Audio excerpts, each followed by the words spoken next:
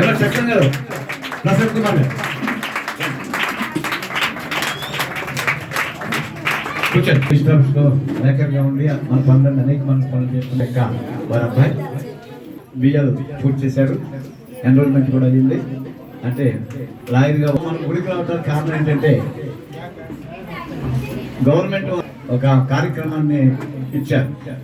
అది నెల రోజుల్లో చేయవలసింది సుమారుగా 12 రోజుల్లో ఆ పని పూర్తి చేయటం వల్ల ఆ గవర్నమెంట్ చెప్పిన కార్యాన్ని ఉత్తమంగా చాలా స్పీడ్గా చేయటం వల్ల మరి గవర్నమెంట్ వారు లోకేష్ గారు కానీ చంద్రబాబు నాయుడు గారు కానీ ప్రసన్న కుమార్ గారిని గుర్తించి బెస్ట్ అవార్డు కార్యకర్తగా ఉత్తమ కార్యకర్తగా అవార్డు గుర్తించారు. ఉత్తమ కార్యకర్తగా వారిని గుర్తించారు కనుక ఆ పనిని బట్టి అనేక మంది ప్రముఖులు అది తెలిసిన వెంటనే పేపర్లు చూసిన వెంటనే ఎంతో సంతోషించాను. మహత్యాన్ని బట్టి వారు కూడా ఉన్నతమైన శిఖరాలకు వెళ్ళాలని వారిని మన మందిరం తరపున దేవుని యొక్క సమక్షంలో వారికి చిన్న శివి సత్కారం చేసి పంపించాలని వారు ఆహ్వానించడం జరిగింది.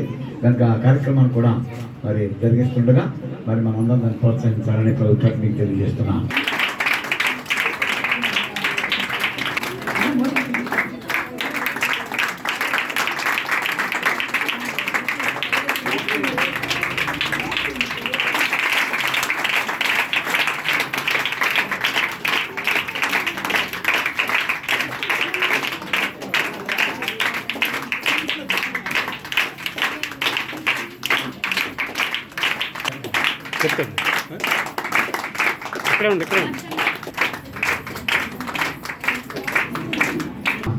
సీఎం గారి దగ్గర నుంచి ఆయన అవార్డు పొందారు, చంద్రబాబు నాయుడు గారి దగ్గర నుంచి.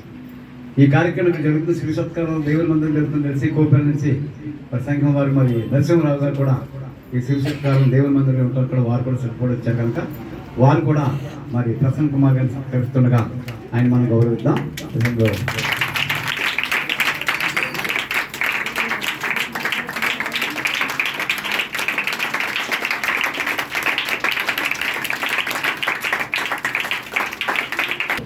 నన్ను ఆదరించి శ్రీనివాస్ గారు అని పిలుస్తారు, కృపావరం గారు పాస్టర్ గారు.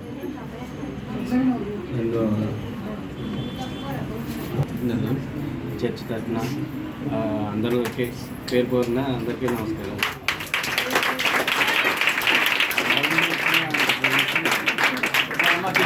నారా చంద్రబాబు నాయుడు గారు, నారా లోకేష్ గారు నేను చేసిన కృషికి వారు నాకు ఉత్తమ కార్యకర్త అని అవార్డు